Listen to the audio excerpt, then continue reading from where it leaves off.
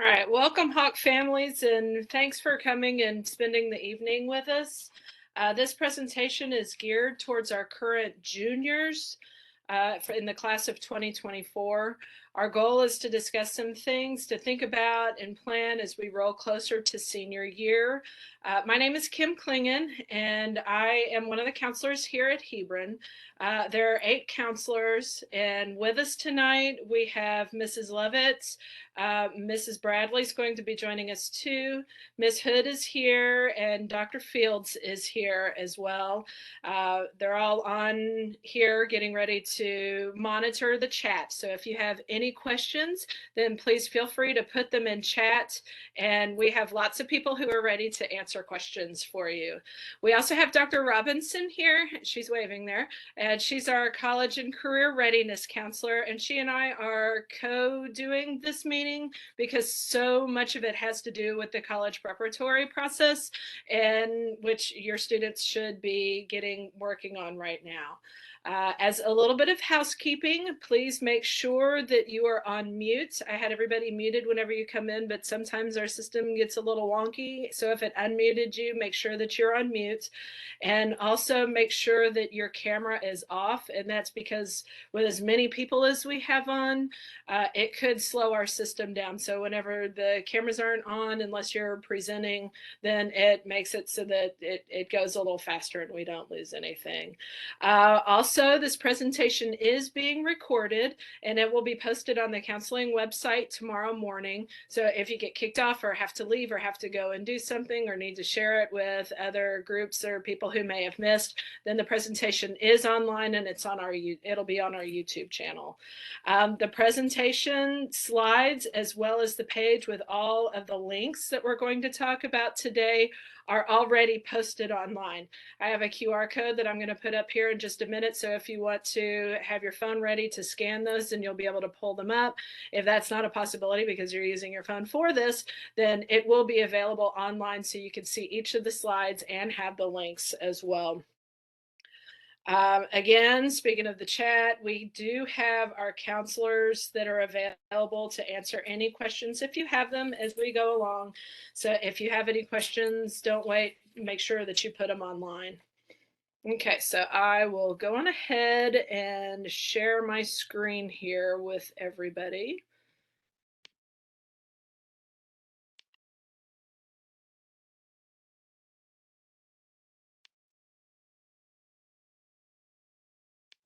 Okay, so juniors, preparing for your future, presented by the Hebron High School Counseling Department.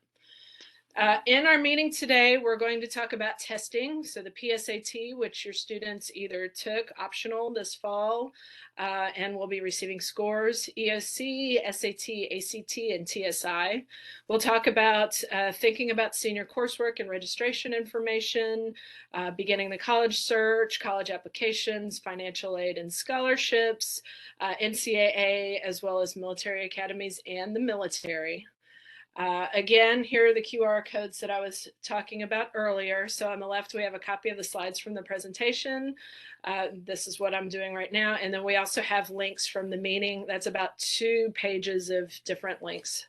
And the recording from tonight will be available tomorrow morning on the counseling website. It takes a while for WebEx to process it and turn it into a video, but that will be available online on the counseling website.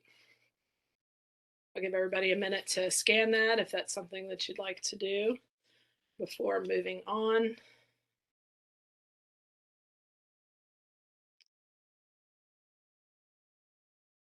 Okay, and again, here is what our counseling website looks like. It seems like a lot of people don't realize how to get there and everything that's there.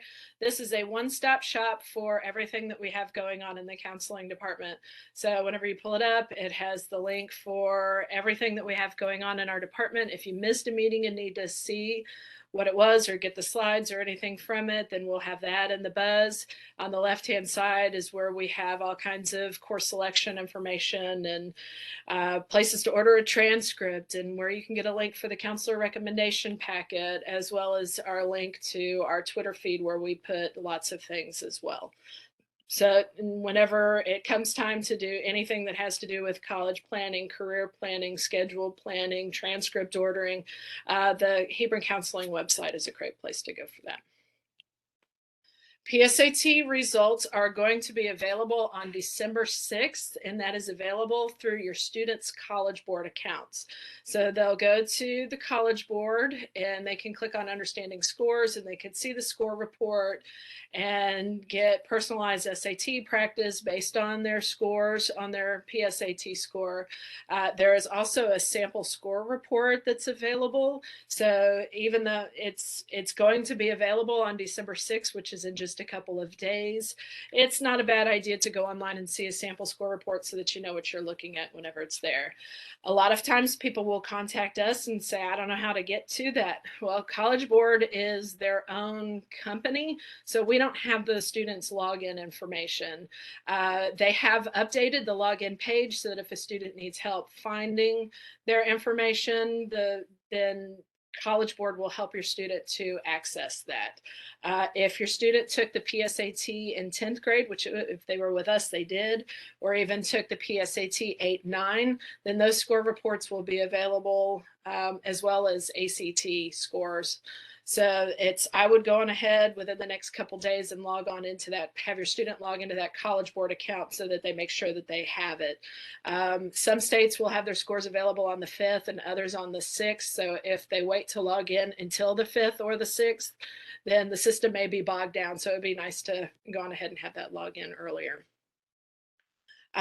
For students who took the PSAT in October as a junior, this was the test that would potentially have them eligible for national merit.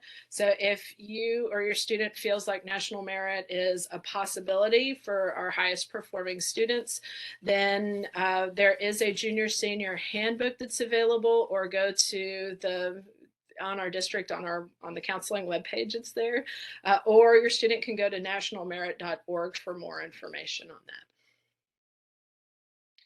that. STAR and EOC testing, so students have to successfully pass ELA 1, ELA 2, Algebra 1 Biology, and US History EOC exams for graduation. Some students have COVID exemptions depending on when they took their English 1, Algebra 1, and Biology tests during the spring of their freshman year. So next, since your students are juniors, they'll be taking the U.S. history test if students are in U.S. history in the fall right now, and that does not include the all year or the humanities for dual credit. Then students who are taking U.S. history in the fall will be taking their test next Tuesday. And again, students have to take all of their ESCs to graduate. Spring U.S. history students and the humanities students will take the test on May 2nd of 2023. So fall U.S. history next Tuesday. Spring is May 2nd. And if a student misses those dates, then they'll be contacted to retake. Every year in the spring, there's always a conflict with AP testing, and our school is well aware of that and will schedule to make sure that students are able to take the test in the spring. And again, if anything changes from TEA, we notify parents as soon as we know. The school notifies parents. This year, all EOC testing is online. So if your student is taking the U.S. History STAR test on Tuesday, then please remind them to bring their iPad charged up and ready to go to be able to take that test on Tuesday. Okay, now for senior schedules. So we encourage students to take the most challenging courses as possible, but we also encourage students to be realistic. If your student is taking AP classes right now and has always taken AP classes, then it would be pretty important to continue to take those AP classes. That's not a time to lighten the load and say, I've already got that, I'm going to take on-level English. If they've been taking on-level courses and getting grades in B's and C's, then it's time to continue to probably take those on-level courses. You know, when it comes to senior year, if an AP class has never been something that your student has taken in math or science, then it's probably not the time to challenge. You're trying to show some consistency. But if your student is consistently getting A's, I would have a conversation with the counselor to say, you know, Is that some, and with your teacher to say, is this something that I should do? And a lot of times it's not necessarily taking AP classes that students ask us about, it's taking dual credit. So if a student is regularly taking AP classes or taking on-level classes and getting A's, we may have a conversation on if dual credit might be a possibility. So whenever we have our spring scheduling meeting, this is a great time to have that conversation with the counselor. It's always a great time to have that conversation with the teacher. And we want our students to take the most appropriate and most challenging classes that are going to help them to be ready for college and, of course, beyond. We also have classes, Career Center classes that are available at Tech East and Tech West. These are campuses that offer CTE, Career and Technology courses, and they give students an opportunity to get areas, experience in different fields before going to college and, spending a whole lot of money on it. I'll never forget my first year that I was here. I had a student who wanted to go into medicine, thought that was what they wanted to do forever and ever and ever, and then ended up going and doing the medical terminology and intro to health science class over at the Career Center, and she realized that she didn't like blood. Well, that saved an awful lot of time and energy by going over there and finding out that the medical field was not necessarily what she wanted to do. So if your student is interested in medicine, law, engineering, architecture, cybersecurity, electrical, heating and AC, if they're interested in, all kinds of things. There are lots of programs that are available. In the spring term, right around registration, each of the career centers will have an open house, and it's a good time to go over and visit some of these programs and see what's available. There's a lot more that's available than used to be. There's even, a horticulture program. We have the vet tech program that's over at Tech West. The opportunities for students to experience some of these advanced hands-on courses is there, and we would love for your kids to be able to have an opportunity to do that. We also have dual credit and concurrent enrollment classes through Collin College. Please hold off on dual credit questions yet, because we have about, 5, 6, 7, 8 slides that have to do with dual credit. So, half the questions that'll come up, we promise we'll get to that. But, as a senior, being able to take dual credit is definitely an option. A lot of our students want to know if they can take senior out. They've been waiting a long time to be able to have an off period. And yes, senior off is an option for our students. So if a student has enough credits to be able to meet graduation requirements and don't need any additional electives, then they can take an off period. It's either first or fourth period, and they can do it all year or they can do it for a semester. Students have to have reliable transportation, so there's not an option of waiting in the library or cafeteria or anywhere else on campus during that off period. And the reason is because that's a time that students would be on campus unsupervised. So if they're able to sleep in and come in second period and have that transportation, then great, do it. It gives students who are seniors an opportunity to complete scholarship applications, to have a job, to do additional clubs and take additional leadership positions. So senior out is a good option for our students, especially whenever they need a little bit of time. Whenever we do scheduling in the spring, there will be a form that parents have to sign to be able to give permission to have that out period. That way, you know that your kiddo isn't on campus for one period of the day. Early graduation is also an option. So early graduation, since we're have an opportunity for students to earn 32 credits during their 4 years of high school, and students only have to have 26, then it means that students can potentially have all of their classes finished by the end of their fall term. So if a student has that, if a student has 22 credits at the end of junior year and only needs 4 credits and are on track to meet everything, then they can graduate in December. So that would mean that this time next year, your student would be finished up with school. Early grads are not eligible to be valedictorian or salutatorian, so that's number 1 or 2 in the class. And students, it's really important that students check with the college they're wishing to attend to see if early graduation will affect enrollment status or financial aid or grade classification or scholarships. We have that as an option, but we don't know how every school looks at that early graduation. So it's the responsibility of the student to do that research to find out if it is what they want to do and if it's a viable option. Be on the lookout. If a student decides to do early grad, then be on the lookout for an early graduation letter. The students have to have that in order to enroll at Collin College or at the four-year school, if that's where they decide to go, or any two-year school. They have to have that early graduation letter, and the student has to ask the counselor for that. And things to consider whenever your student is looking to graduate early is, when are they planning to start? Do they want to start in the fall, or do they want to have that little gap semester? They need to know that it's okay to work part-time and go to school part-time. My recommendation to students is to always have a plan.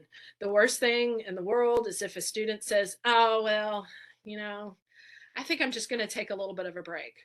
Well, that little bit of a break goes from 1 semester to 2 semesters to a year to 2 years to, I don't know what happened to the time. And so I found that it's better to have a plan and know exactly what's going to be happening in a timeline and have that set up, because otherwise it just leaves too much flexibility. And it's much easier to keep going to school and to retain and keep going than it is to just stop.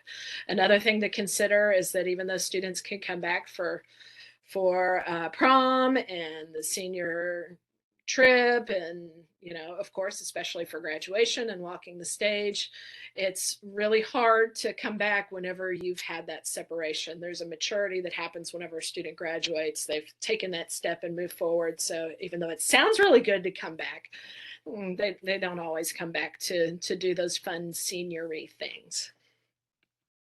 But again, whenever we do registration in the spring, that's a conversation that we'll have with our students to make sure that that's what they want to do.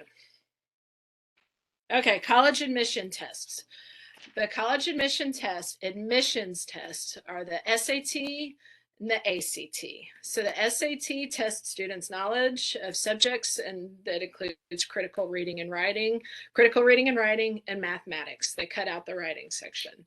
The SAT also assesses critical thinking skills, and each section of the SAT is scored from a 200 to 800, and students can register for the SAT at sat.collegeboard.org/register. And again, this is on that link of websites that you can access. And this is what the website looks like, www.collegeboard.org. And down here is, whenever you click on this for SAT, this is the same website that your student will access for the PSAT. But here on the SAT, if your student clicks on that, then there is free SAT prep that's available through the Khan Academy. I get every week somebody will ask me where to go for SAT prep, and I have found that this free SAT prep through Khan Academy is the best. When SAT redesigned the test, they worked with the Khan Academy, and the Khan Academy's and SAT prep is the official SAT prep for College Board. So it's just really good information that's out there that's free for your students. You're of course welcome to find additional SAT prep. It's out there. All you have to do is Google it and you'll find tons of places that do SAT prep.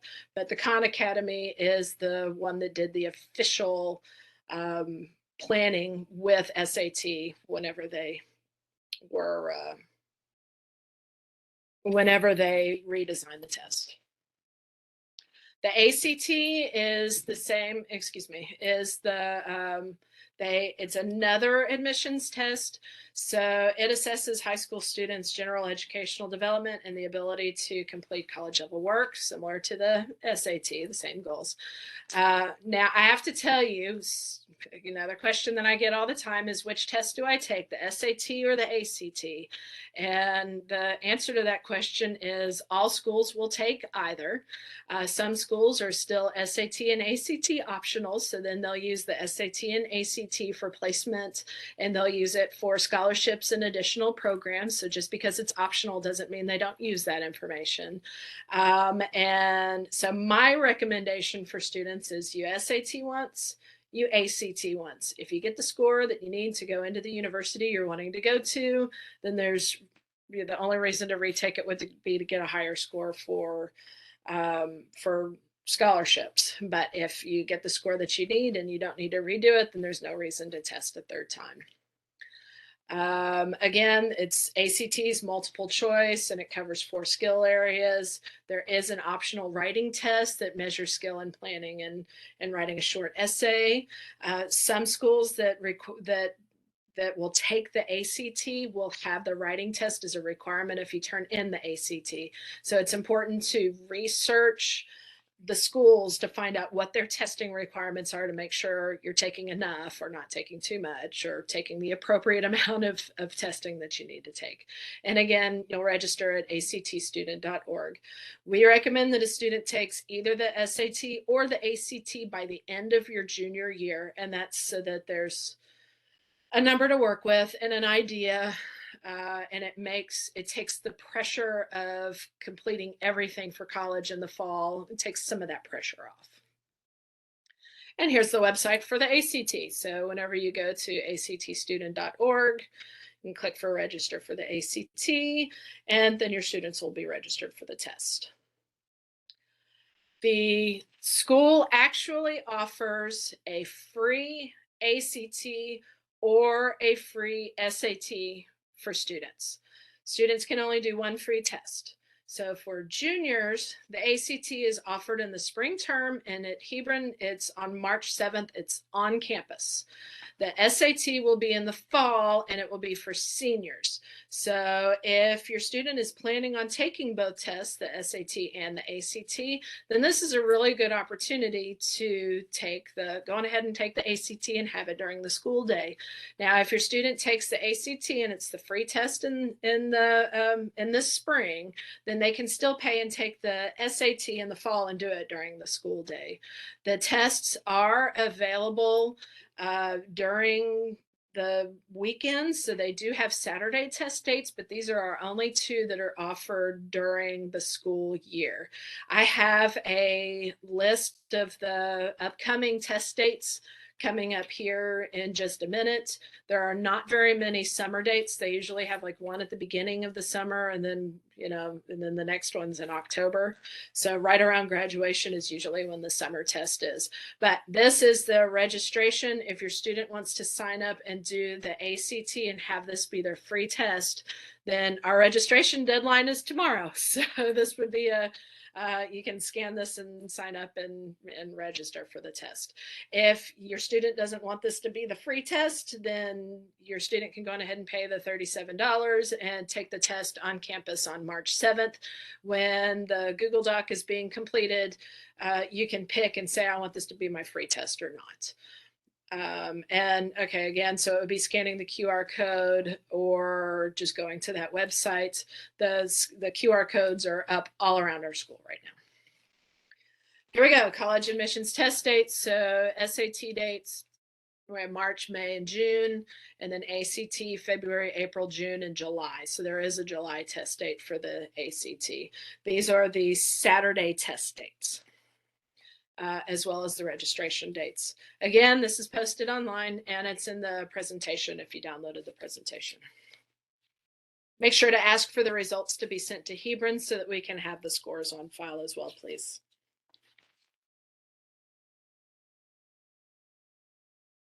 Now, test for possible college credit, that would be AP exams, the advanced placement exams. So if your student is taking an AP class right now or multiple AP classes right now, then the examinations are in May.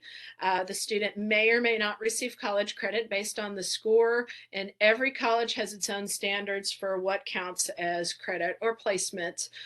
So if your student is taking AP English 3, the American Literature class, then and scores of 4, then one school may give English 1301 and 1302 credit, and then another school may give 1301, 1302, and 2401 credit. So it just kind of depends on what the university is. And again, that's more research. We don't know what every school offers. So there is a link on that, links to the College Board website where you can put in, there are 2 options on there. You can either put in the test, and then it'll tell all of the schools and what that'll give you, or you can put in the school and then link it up to what that is. So I think it's important to go on ahead and start checking out the checking that out so that your student knows what to expect. And again, AP test dates for this spring, the 2023 spring, is May 1st through 12th. Okay, Dr. Robinson is going to talk about dual credit a little bit. Absolutely. So just for everyone listening, if your kiddo has not done dual credit yet or is not part of dual credit currently, in February or March, we will have an information session that repeats all of this same information and goes a little bit more in depth. So the first part is that you do need to speak with your counselor and start with your counselor regarding their opinion about whether or not dual credit would be a good fit for y'all, and then you need to actually go on to go.applytexas.org and apply for Collin Community College. Dual credit does mean that the student is both a Hebron student as well as a Collin student for the semesters that they do dual credit. You do have to provide appropriate testing, or if the student is on a 504 accommodation, they will need to work with Collin's Access Office to get those accommodations. They do, if they want to register for dual credit after that, they do have to complete a permission form. And we always try to make note that the Federal Educational Rights and Privacy Act does govern dual credit, meaning I will not be able to talk to y'all specifically about grades, professors, students' well-being, stuff like that. If the student is a Collin College student, meaning if they're doing dual credit, until they fill out the FERPA consent waiver. There are 2 different types of classes that students can take. Students can take dual credit classes, which will be both Hebron credit as well as college credit, which would then transfer on to the 4-year university they would like to go to. Or they can do concurrent credit, which is simply taking classes for college credit on their own. And that does have to be worked out with the counselor, because signing that permission form for concurrent credit is everyone's agreement that it will not show up, pardon me, on Hebron's transcript, but only on Collin's transcript, and then therefore on the 4-year university transcript if the student wants to transfer. But be on the lookout for this information session, and make sure that you do apply to Collin for fall of 2023 at goapplytexas.org. And you would use the dual credit application on Go Apply Texas. For next fall and next summer, the applications are open. After the information session, y'all will be directed to fill out a separate Google Force request form that acts both as a permission form for the kiddo to do dual credit, but both the student and the parent will need to sign that form. And then I will actually register you for the dual credit classes on Collin's side. The counselor registers on Hebron's side, and then payment is due by the selected date and time. Everyone will need to pay tuition to Collin unless the student is part of the National Free and Reduced Lunch Program. If students are part of that program, their tuition while they're in high school is comped by Collin.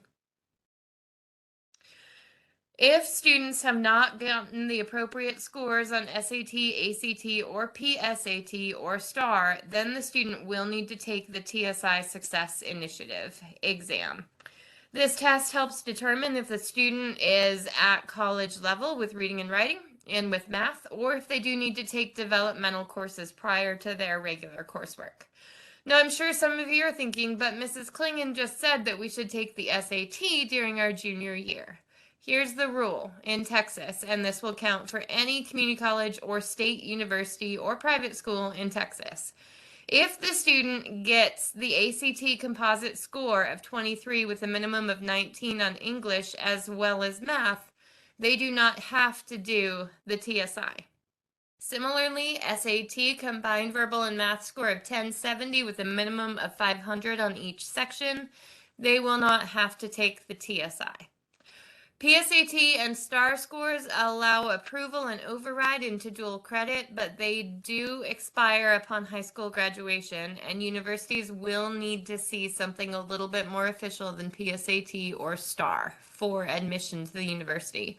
Additionally, getting a 5 on a reading and writing intensive AP course or test, or an AP math test will not override the official need for test scores. Universities have made that policy very explicit and very clear.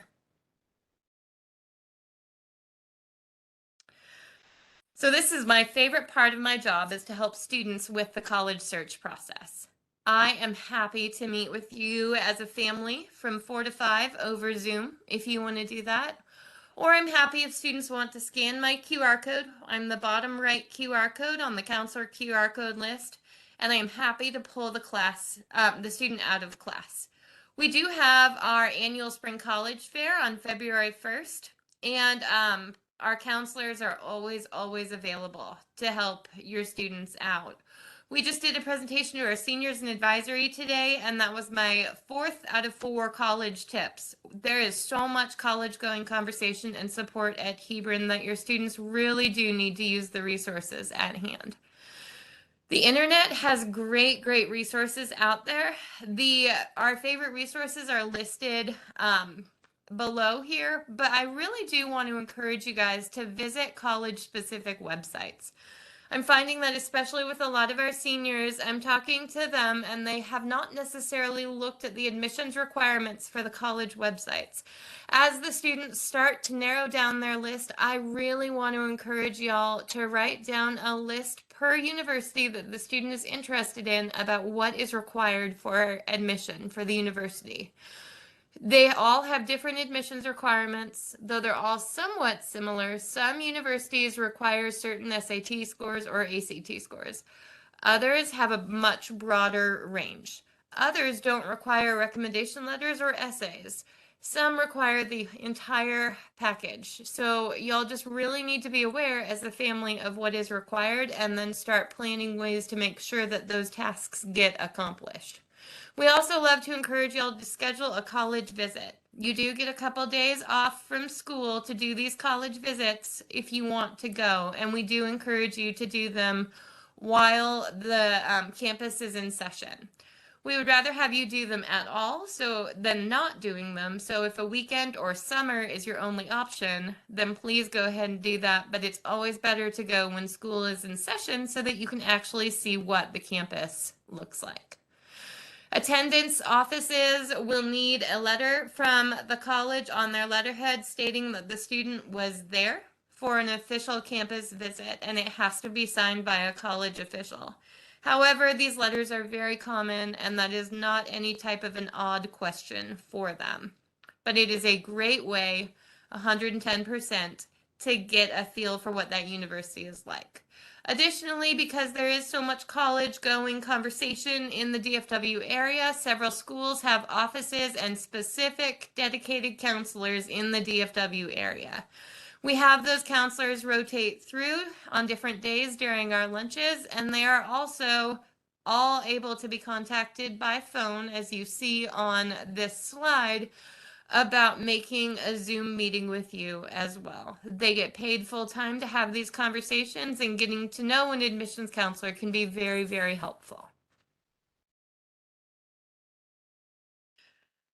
There are different types of college admissions plans. So we have non-restrictive application plans, which means that you just apply by the deadline. If they get back to you, you have the choice to say yay or nay.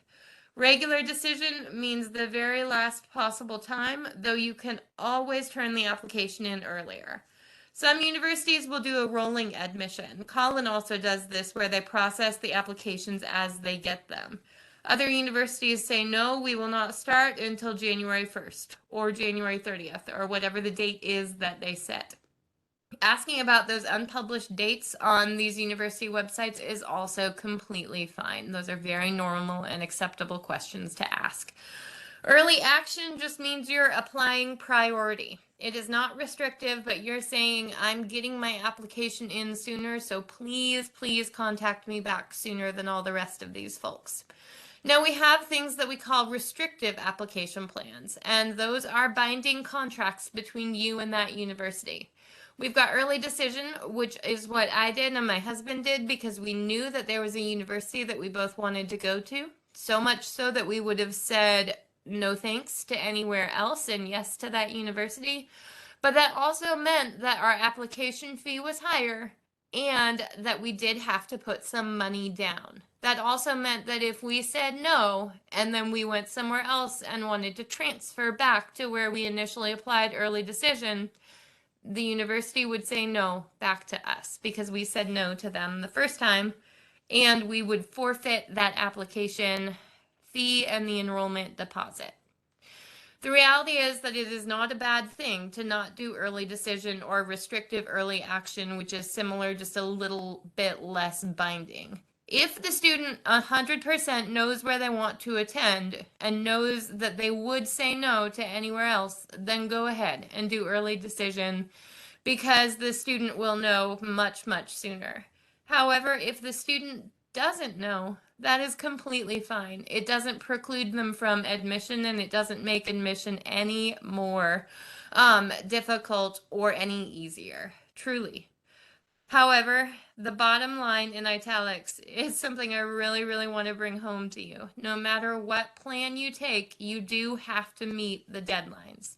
Now, that doesn't mean test scores have to be in and processed. That doesn't mean transcripts have to be processed or your recommendation letters have to be in.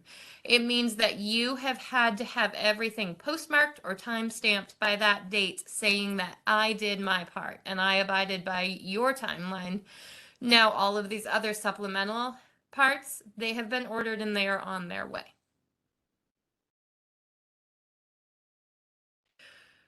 Go Apply Texas and the Common App are the two most common websites that universities use and community colleges use as well for their admissions process. My best advice here is to go through with your top schools once you get them narrowed down by the beginning of senior year and to figure out if the university uses Apply Texas, the Common App, or their own application.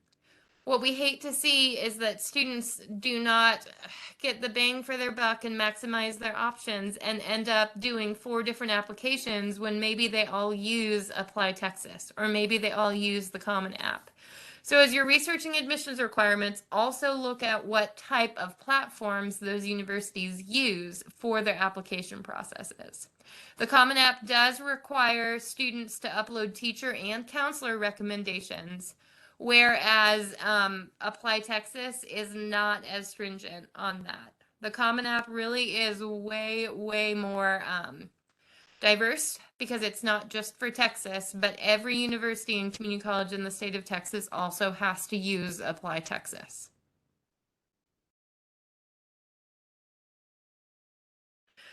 We talk a lot about the top 10% rule, especially with our seniors, because they're moving on to their university after this, and we will dearly miss them. But students who are in the top 10% of their graduating class are typically eligible for automatic decision into most public universities in the state of Texas. They do actually have to graduate from an accredited high school in Texas. They have to be on a foundations plan with a distinguished level of achievement. They have to enroll in college no more than 2 years after graduating from high school. So again, gap years or gap even semesters really aren't looked upon highly.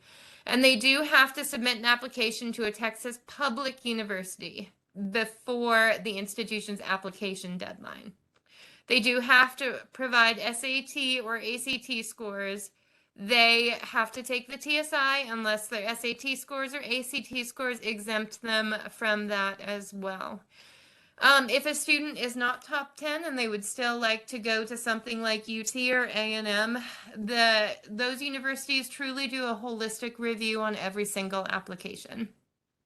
Senate Bill 175 is something that Mrs. Klingon we'll share with you all that. This goes along with the top 10%, and this is just for students who are interested in attending the University of Texas at Austin. The University of Texas at Austin has been given permission from the state to limit automatic admission to 75% of the university's enrollment for first-time resident undergraduate students. Basically, what this means is that every year, UT announces what percentage students need to be in to get automatic admission into UT. And for students who are in our current junior class, students have to be in the top 6% of the graduating class to be filled with Texas students. And basically the thing that we want to make sure that students remember from this is that just because you get admission into the university, it does not mean that you get admission into your program of choice. I've had many students who wanted to go to UT and do either engineering or business, and they were in the top 2% and didn't get into the engineering or business program. So if you really want to go to UT and that's your choice, then that's fine. You'll get automatic admission, but it may not be in the program that you'd like to attend.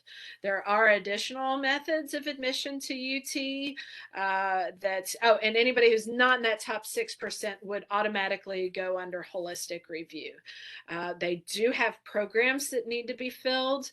I've had students who've gotten into other programs who are not in the top 6% because those programs needed the students. So we always encourage students to apply to that dream regardless. You put in your application for it, because if you get the yes, then we celebrate, and we celebrate with you. If you get the no, then we'll work with you to try to figure out what an alternative is and to help you to explore those other options. So always, always, always put the application. Don't let that 6% hold you to, oh, I'm not 6%, I can't get in there. So just keep that in mind when you're taking a look at some schools. So we're going to move into the parts of the university application, and this would be for universities that do require the whole package: the recommendation letters, the resume, the application itself, as well as essays.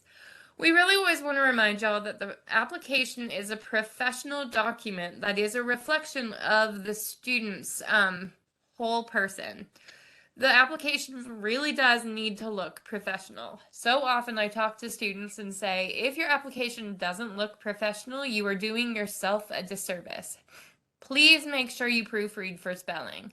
If you're not sure, look it up, run it through Grammarly, read it backwards word for word so that you can make sure that commas are in the right place, that you're not using contractions, and that your language does sound formal and like you know the mechanics of writing. Create an appropriate email address. Please, please, please. No rubber duckies are forever. I love sloths, nothing like that, because that will also give the admissions counselors a bad taste in their mouth. We really like to encourage students and families to set up a separate email address for all college admissions stuff. You guys will unfortunately get so much spam in this whole process. But if you siphon that out of your work email or your school email or an important personal email, you are actually boundarying your time very well, and you will be more productive in this process. Again, if you need help with any of this, please make an appointment with me or your counselor. Essays. Essays are a big question that students have. You need to answer the prompt, no matter what you do. If you veer off into a different subject matter, then it will show that you do not necessarily know how to stick to answering a question. You need to write it. You need to be okay with the edit process, because it really is the land of a bunch of edits. We always recommend that students have someone else proofread, and it can be compared to the SAT writing sample. It's a way to sell yourself to the college admissions committee, 110%. My best advice if students are stuck on this is to understand that most application questions get down to 3 things. Who are you? What's important to you? And why do you want to go to university? If students can think of examples that show off that they know how to answer those questions, then they will seem like a developed and mature person. The other part of essays is that the university staff want to know that the students know how to write and that they can academically compete in writing at the college level. We're going to move on now to recommendation letters. Students get a lot of questions about recommendation letters. Here's the process. The students push the submit button on Common App or on Go Apply Texas or on the institution's application website. They put the recommenders' emails in there, and then the actual application itself emails the recommenders their timeline and their requirements. Please make sure you provide information to your counselor about you through a resume and through that About Me packet or even a purpose statement. That will help your letter shine and not be generic. Please make sure that you give 2 weeks for a recommendation letter. It may not feel like this to you right now, but this is a professional question that you are asking. And I would like to ask y'all to think about how you would feel if someone asked you the night before to give a recommendation. Again, we want to help you. We want to serve you well, but it does take us more than 15 minutes to write a recommendation letter. So please do us the favor and yourself the favor of giving us at least 2 weeks before your application is due. If you want us to mail it to the university, then we will need a stamped and addressed envelope as well. They are sent directly to your universities from Hebron. If they go through you, they are considered unofficial. And though I don't think that any of you would really tamper with these recommendation letters, the university does not know that. And so they have to consider those unofficial and they can't accept them. So please do yourself the favor, figure out who you want your recommenders to be early on. Email them your resume, your purpose statement, and that About Me packet, and where you're thinking of applying. Many colleges, as well as scholarships, will require a resume. These are great ways to keep track and have a written record of any extracurriculars, any awards, any clubs, any community services. You can include leadership positions and activities from high school. Hebron does have you participate in clubs, so there is your involvement already. Your resume can be a functional resume, and I'll put that in the chat because some of you may not have years upon years of professional working experience, and a functional resume still looks nice and is plenty appropriate. Okay, transcripts. Transcripts are requested online through Scriborder. There is a link to the transcript order page on the Hebron Counseling website, but whenever students can't find it, you can always go to Google and type in LISD transcript request, and it'll come straight up with that Scriborder website as well. It's louisvilletx.scriborder.com, and there's a link on that link page as well. Counselors do not submit transcripts. So whenever it needs to go to the school, whenever it needs to go to the university, when it needs to go to NCAA, if it needs to go to anything, that comes directly from our registrar. So they can be, many of them can be submitted online. And excuse me, but some will require a stamped and addressed envelope. I've only seen 1 or 2 of those this year. So it's the best thing to do would be to go into Scriborder and you type in the name of the school. And if the name of the school comes up, then that's submitted online and we're good to go. The registrar would let you know if they need anything else. But again, most everything is submitted online. Every student receives 5 free transcripts, and each additional transcript is $5. The final transcript is free, and you won't request that until we have graduation practice. So just remember, 5 transcripts are free. Unofficial transcripts, you don't have to order those through Scriborder. Those are available in Skyward all the time. So if you go into Skyward underneath the portfolio tab, the very top one usually is your most recent transcript. Those are updated and posted in Skyward right around 2 weeks after the term ends. So we've got the end of this term is on the 16th of December. we come back from break right after Christmas, and it'll be available about 2 weeks after we come back. So usually the districts, because they have to update all 5 high schools at one time, the district uploads all of the transcripts into Skyward. So usually you guys will know that it's there before we know that it's posted and available for you. So if you're wanting to see the most recent transcript, just remember it's right about 2 weeks after the term ends. Whenever you are applying to a college, you'll submit your high school transcript, and you will also submit if a student took dual credit class from Collin or a concurrent enrollment class from Collin, then you'll have to go online to Collin's website and order a Collin transcript as well. The dual credit shows up on our transcript, but the actual college credit would come from Collin College. And for AP credit, you need to do exactly the same thing. It shows up as an AP class on your transcript, but that 5 that you got on that test, in order to receive the college credit for it, you have to submit your AP scores from collegeboard.org. One more thing about whenever I say counselors do not handle transcripts.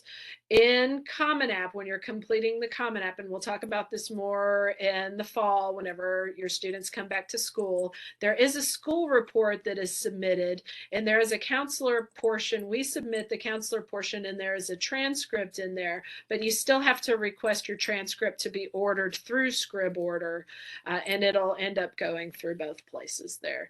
Some schools will have, like Texas Tech is on Common App, and it says that we've done the school report, we're expected to do the school report, but you still have to submit the transcript through ScribOrder because they don't utilize that transcript. They utilize the one that comes from ScribOrder. So since there are so many ways that the schools work and function, we have to make sure that all of your bases are covered in all of those different directions. I also wanted to include that the dual credit transcript and the AP transcript really truly do function as a check and a validation that the student truly did take the AP courses and that they were actually enrolled in Collin or NCTC or wherever the student is choosing to do the dual credit. This financial aid. The state of Texas requires all students to address the FAFSA. It is a graduation requirement. That's the free application for federal student aid. Parents will apply for financial aid beginning October 1st of the senior year, and they utilize, I think it's the prior year is what they're using. So it's really cool now because there's this online system that you can go in and access. And so where it used to, back in the day, it used to take hours and hours to complete the FAFSA. Now, as long as you have access to that information to answer a couple of questions, it really is not a time-consuming event anymore like it used to be. So just know that parents need to apply for the financial aid on October 1st of the senior year, and there's a portion for the student to complete as well. Both the student and the parent have to have an FSA ID number. Parents, if you went to college in the United States back in the day and you had your undergrad or your grad or even your PhD FSA ID, it's still the same number. So that's not a matter of trying to get a new number. It's with you forever and ever and ever. And whenever your student gets that FSA ID, it's going to be the same number as well. So know that this is just something that needs to be completed. One of the reasons why the state made this a requirement for all seniors is because so much financial aid and scholarships was not being accessed by Texas students. In order to be considered from some colleges, for most colleges, for scholarships that are available through the university, even if your student isn't eligible for grants due to the amount of money that's in the home, they have to have completed the FAFSA to be considered for these scholarships that are even merit-based. So students were missing out on this money that they could have accessed to be able to help for school. So how do they fix it? They make everybody do it. So this we'll have more meetings at the senior meeting to talk about what that means to address the FAFSA. It's either completing it or notifying everybody that you have no intention of doing it. But the FAFSA, it truly is not as time consuming as it used to be. We will have a financial aid night here on campus where Colin comes, and we have some other schools that come that have financial aid offices that will help anybody to complete it. But you can also contact the university your student is looking to attend as well, and their financial aid people will help you to complete that process as well. We want to help out as much as we can and provide those opportunities. Speaking of scholarships, so finding the right scholarship is the responsibility for the student and the parent. You are going to be contacted by so many organizations over the next year of people who are going to help you find scholarships. And there are all kinds of people that you can pay them money and they will complete the applications and tell you, they won't even complete the applications for you. They'll find the applications and hand them to you and say, here, complete these. When all you have to do is go to one of these websites and be able to find the exact same scholarships that you just paid them $100 to be able to complete for you. One of the keys that I like to remind my students is that if you have to pay money, you should never have to pay money for free money. It's all of these applications are free. It's the only thing you have to pay for them is time. So I look at scholarships as a part-time job. Would you rather work at McDonald's for $10 an hour to get $1,000 to pay for school? Or would you rather spend 5 hours online completing scholarships to get $1,000? You know, so looking at scholarships is like looking at it like a job. And there are links on that page that I had sent with some different scholarships. Choices 360 has a really good scholarship listing that people don't think about because you have to click on LHub and then go to Choices 360 and then click on a third link, but they have hundreds and thousands of scholarships that are listed. So people are putting those together. I have the UNT Go Center on there. They still have a scholarship search that's available, but it's not quite as updated as it used to be. Dr. Robinson updates her list regularly, so she has links that are available.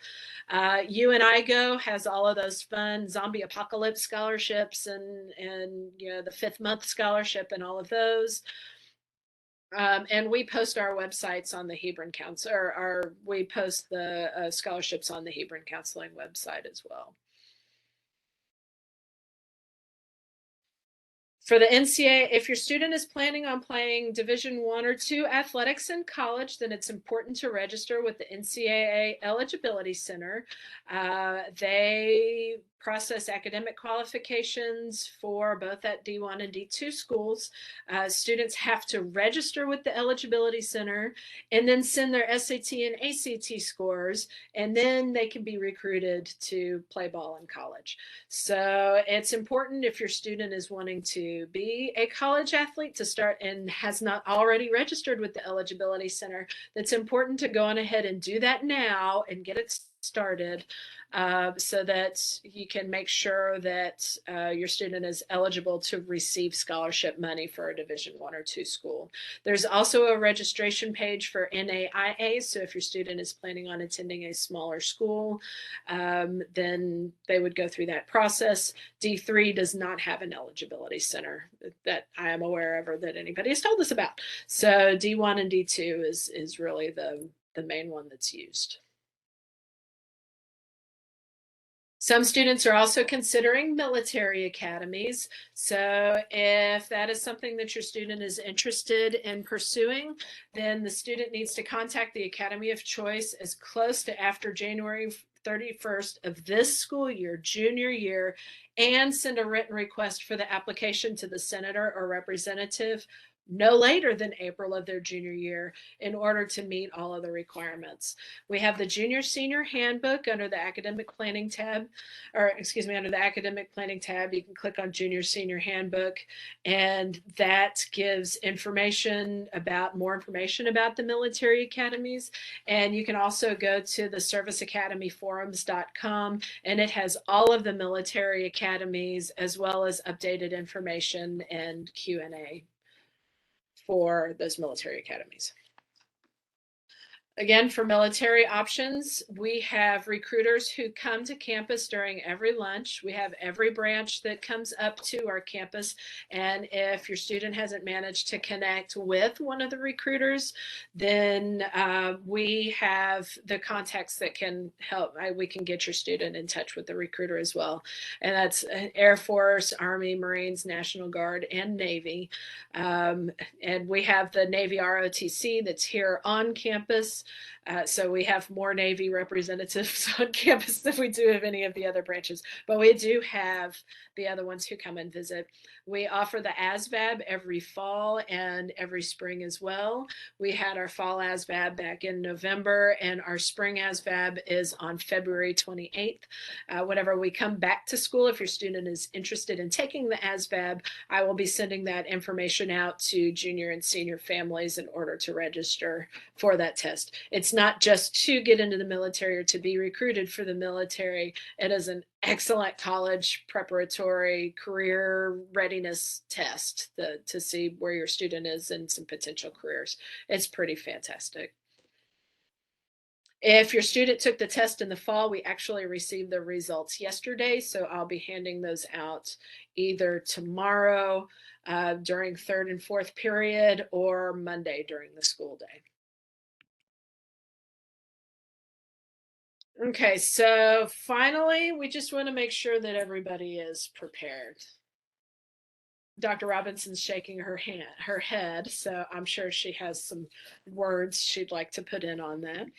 So we really do want y'all to keep your options open. We always recommend that y'all apply for a safety school. That means a school that 100% confident you're going to get into. Collin accepts everyone and the application's free. It seems like a really great option for a safety school.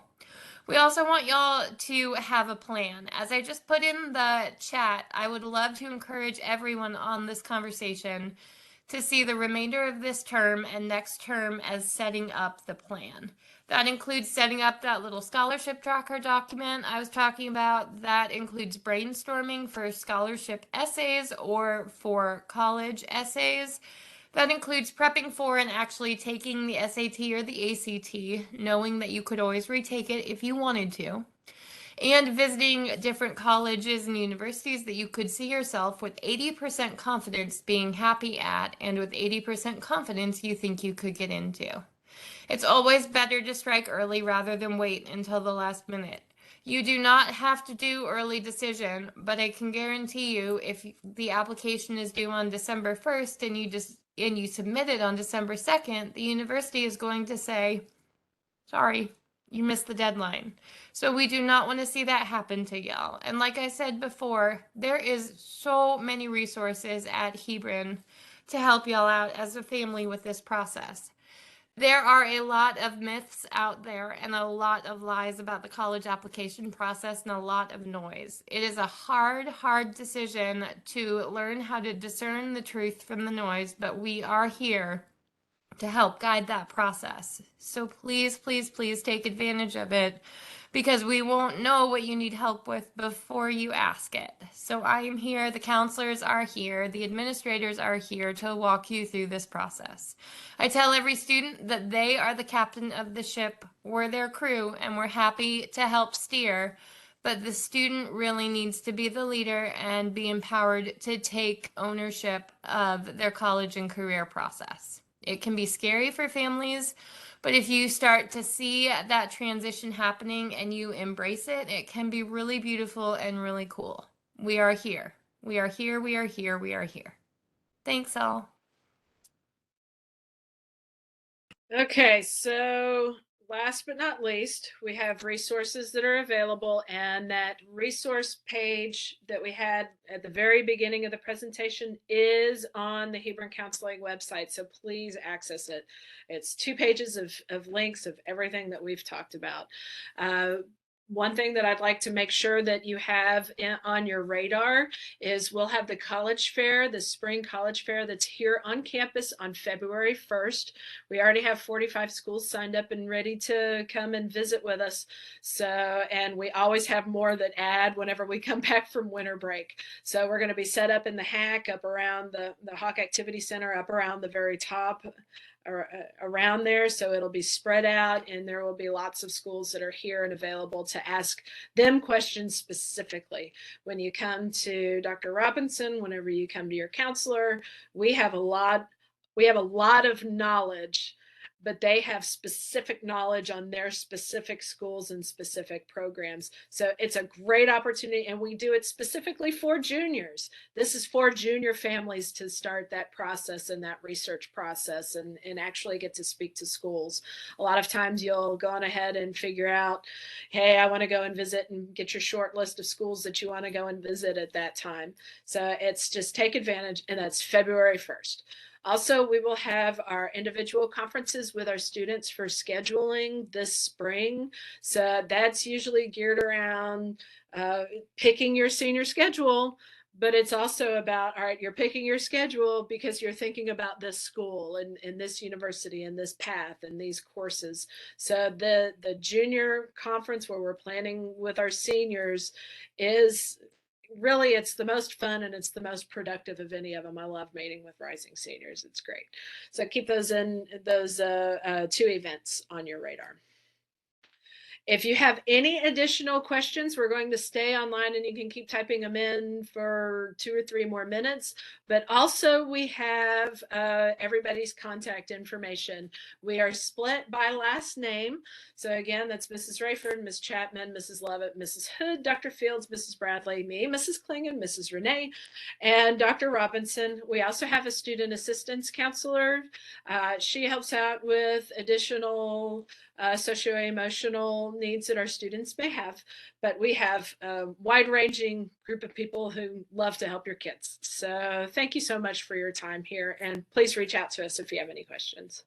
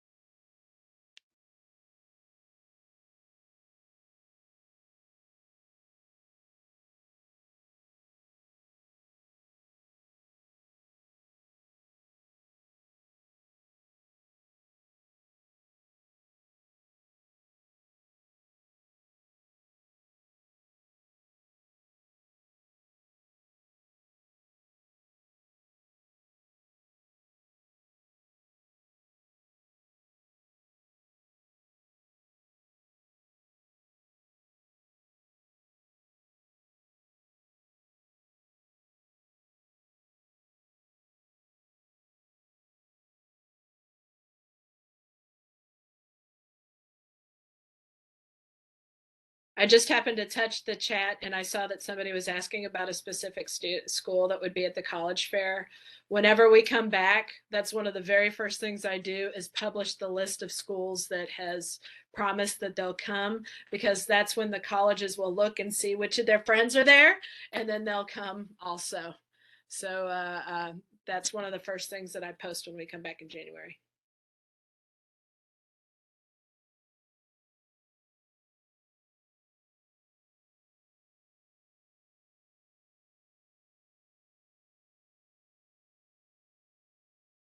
All right, thanks everybody for coming. I'm going to go on ahead and shut this down. The video and everything will be posted whenever we get here tomorrow morning. Again, it takes a little while for WebEx to turn this into MP4, but as soon as it converts, I'll get it uploaded into YouTube. So thanks everybody for coming. We really appreciate your time.